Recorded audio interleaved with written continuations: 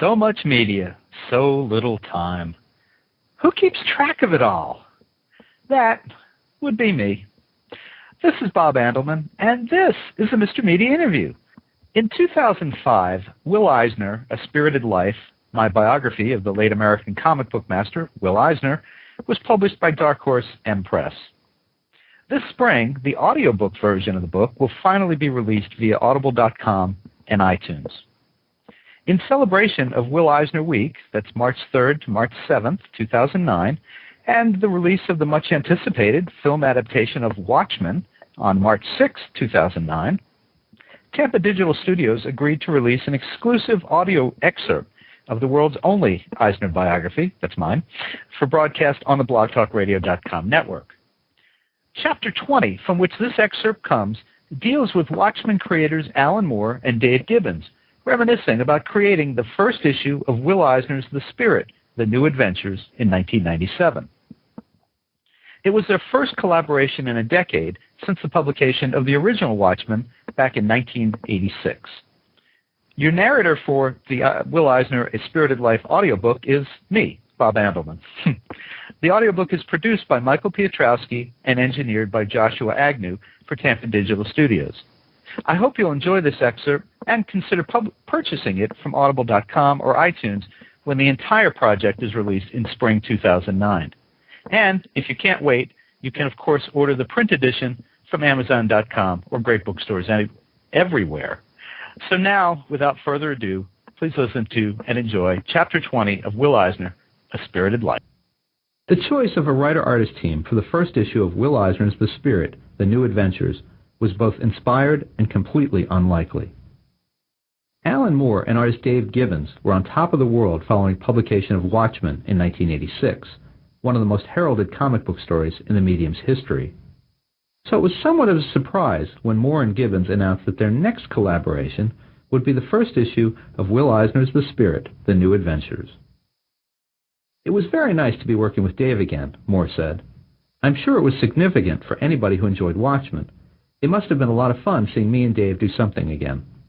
And it was certainly a lot of fun for us to work together. We enjoy working together. It was fortuitous. I was sure that Dennis would find a good artist. When I heard it was Dave, I was overjoyed. Me and Dave, we're different people. He was a mod, I was a hippie. But we have a great deal of respect for each other's tastes, and our tastes are similar when it comes to comics.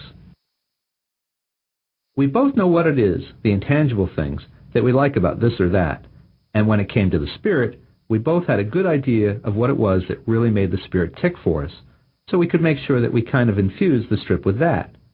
Me and Dave are both immense fans of the Spirit and of Will's work in general. To kick off the new series, and they would be followed by a who's who of the industry's best and brightest over the New Adventures 8-issue run, Moore and Gibbons started at the beginning with a retelling of the Spirit's origin. Confronted with variant origins, they chose the elements that remain consistent through the series' history and developed ways in which their three stories could capture different facets of the character. We did manage to kind of loosely connect them, Moore said. It was immense fun going through all of the Eisner riffs. How are we going to do the title lettering in this story? What Eisner references are we going to make? We were trying to get as much of what we had learned at Will's feet into the whole thing as possible. It was fanboy fun, but fun nonetheless. Eisner met Gibbons more than 20 years before Gibbons was invited on board for New Adventures. Eisner was in England as a guest of the Society of Strip Illustration around 1975. Gibbons was just beginning his career, and his work had not yet appeared in the U.S. He found Eisner in a pub, killing time, waiting to be introduced to the Society, and said hello. "You don't know who I am," the young artist said, "but I wanted to thank you for all your good work." Not one to linger over his own importance, Eisner steered the conversation right to business. "Do you have any of your work I can look at?" Yeah, Gibbons said. Eisner spent the next 30 minutes concentrating on Gibbons as if Gibbons were the only person in the pub. He gave criticism and he gave praise. He treated the future comics prints as if they knew each other for years. "I found that so encouraging," Gibbons said. "My opinion of him as a man equaled my opinion of him as an artist. It would have made my day just to shake his hand. but he gave me such good criticism about how I could break my work down differently. It was an impromptu master class, but he didn't pull his punches. He's got a good-natured way of doing it, but he wouldn't hold out false hope. The next time they met was around the time that Gibbons and Moore's Watchmen was published, and they were the toast of the comics world. I remember being interviewed on stage at a convention and seeing Will and Ann in the audience. The first time I met him, I was unknown. The second time, I was gathering a bit of reputation myself. Afterward, I reminded him of his encouragement. He couldn't be more proud of the success I'd had. As Gibbons' star rose, they saw each other more frequently, at conventions in England, in Grenoble, France, and at the industry's biggest event, Comic-Con International in San Diego. One year, Gibbons and Frank Miller, alongside several other pros and a contingent of fans with their bags full of comics, were trudging up a San Diego hill, the only thing on their minds the cold beer they would find at the top. Suddenly, they heard footsteps overtaking them on the hill. It was Eisner. "Hi, guys," he said enthusiastically. "Can't stop to talk. Got a meeting in 5 minutes." And he promptly left the much younger man in his dust. Gibbons and Miller were suitably impressed. "If we could do that at a convention in 30 or 40 years, won't that be something?" Gibbons asked. It was just business for Eisner. He had an appointment, and he wasn't going to be late.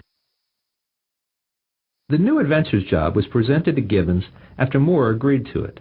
Gibbons, a huge Spirit fan, couldn't possibly say no, describing the opportunity as beyond the realm of any dreams I had as a kid, anything that could really happen. I always go back to his stuff if I'm feeling uninspired. So while much of the industry was surprised that the first reteaming of Gibbons and Moore was on a character who last appeared regularly in news stories some 45 years earlier and was never a comic book staple, the creative team couldn't wait to get started. Alan's scripts were so wonderful, Gibbons said. He really got to the heart, in those 3 stories, of what's so great about the Spirit. Page for page, there's a lot of work in there. Alan and I get on so well together, personally. And as a team, something happens when we get together. We were offered many things. We could tell DC we wanted to do Watchmen too, but the Spirit was different. It was a character we loved, and we had such personal regard for Will. It was an opportunity to tick off another entry on the fanboy dream list. To me, the words and pictures and characters in an Eisner story are indivisible, Gibbons continued. It's the way that Will tells a Spirit story that's important, not necessarily the character of the Spirit. We wanted to pay homage to Will's skill as a storyteller, the words and pictures working together. Alan said, "I want to tell the first story so each page is framed by a different thing: pipes, flowers, smoke, and blood."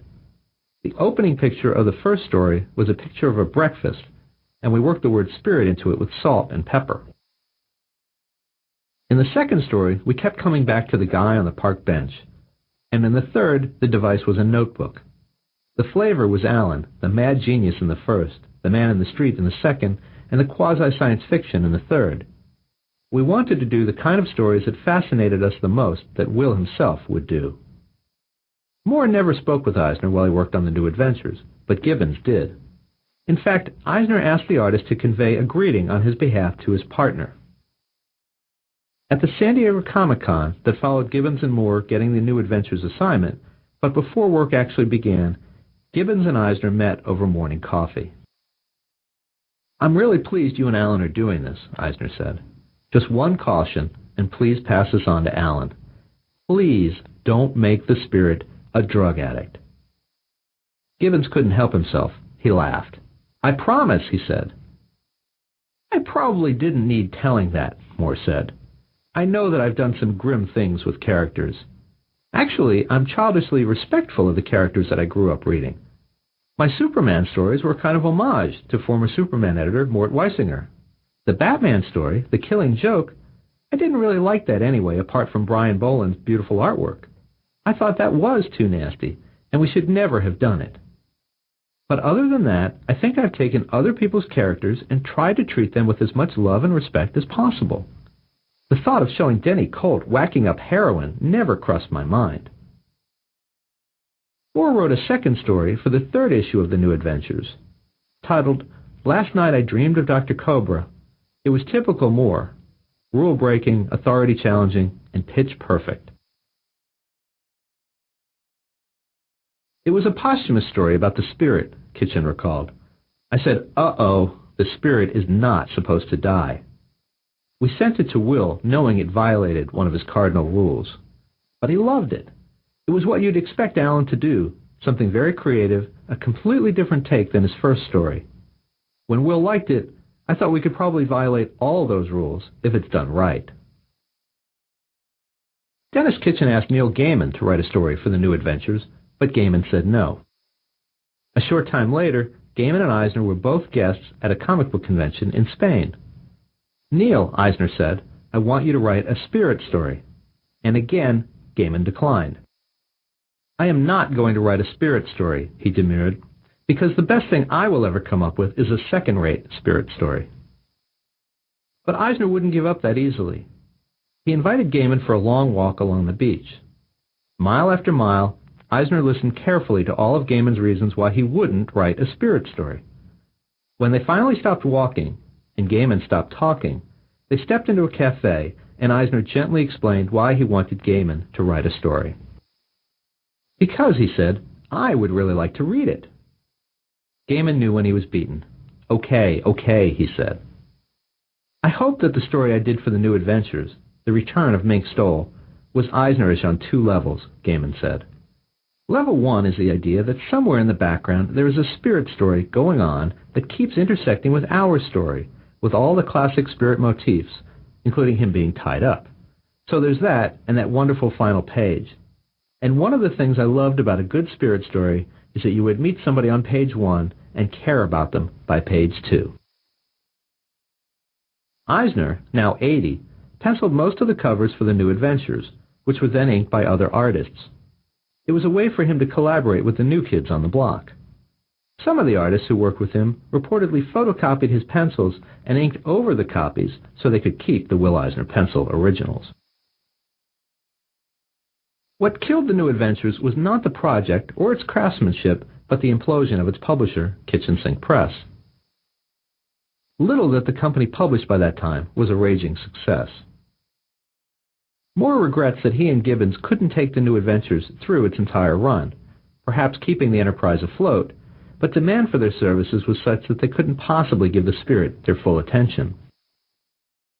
When Will was doing the Spirit, I know he was doing other stuff as well all the time, but I think you get the impression that he could devote most of his energy to the Spirit at the times when he was working on it, Moore said.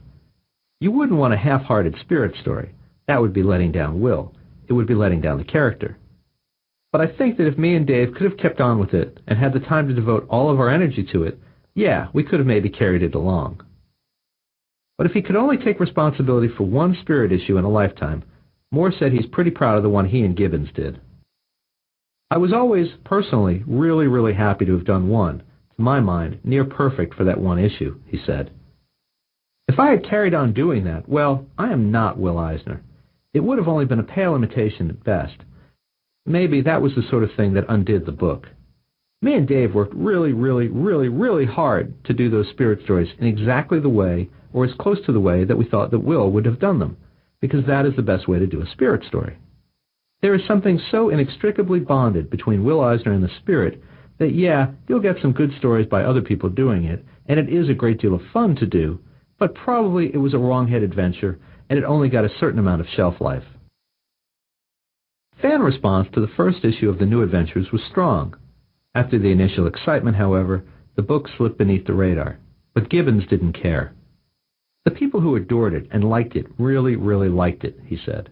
And we managed to do it without turning Denny Colt into a junkie. Well, I hope you enjoyed that. If you're a comic book fan, surf over to our main website, www.mrmedia.com, where you can listen to my earlier conversations with Watchmen co-creator Dave Gibbons. Spent about an hour with Dave talking about the movie, his book, Watching the Watchmen, Alan Moore, what his impressions of the movie were, all kinds of stuff.